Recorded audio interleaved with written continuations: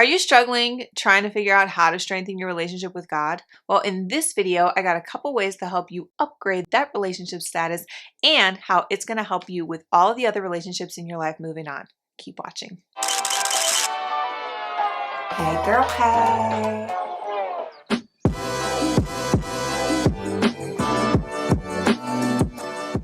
So let me tell you a little story about myself. Back in the day when I was in my mid-20s, I decided that I wanted to go to church. I wanted to go to something completely fresh and new because I wanted to strengthen my relationship with God. I felt like it was time and all of my relationships were just not going the way that I wanted them to.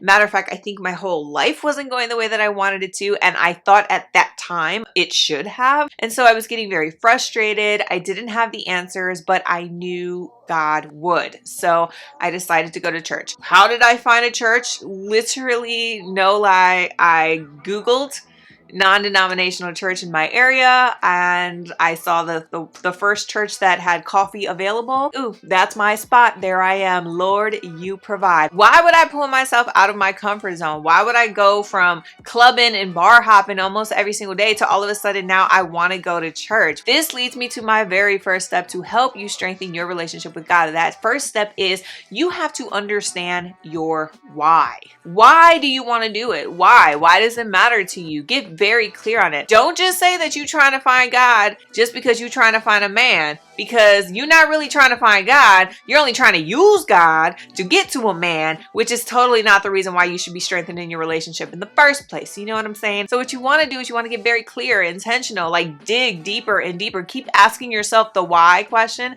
until you really figure it out. Long story short, I went to church about 11 years ago and I have been running for God ever since. I found my husband in church. I have kids. Like, I am now living confidently in the life that not only that I dream of, but the life beyond my most wildest dreams. And so I know for a fact, I know this.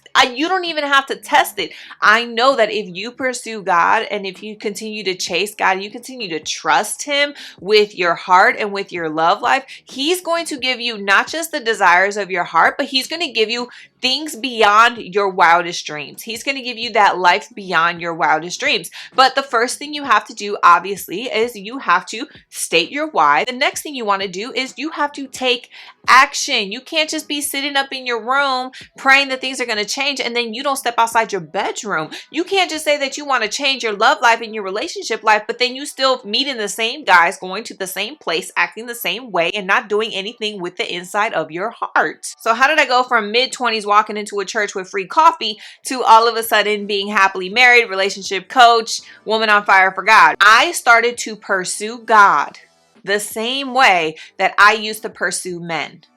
Okay, I saw God as being the ticket to heaven, and that's all my relationship was. God, I know you, you know me, so we know that when it's time for me to I'm going to make eye contact with you. You're going to give me access into heaven. I never pursued a guy like that. I would text people. I would be interested in them. I would find out what they were like, what they were into. I try to get to know them. I try to spend time with them. I gave them all of my attention, right? And from there, it pursued into a relationship. It turned into something bigger. So you have to ask yourself, are you pursuing God and this relationship that you want to strengthen the same way that you're pursuing guys that you actually want to have relationships with? Or are the two different? And if they're different, go back to step one.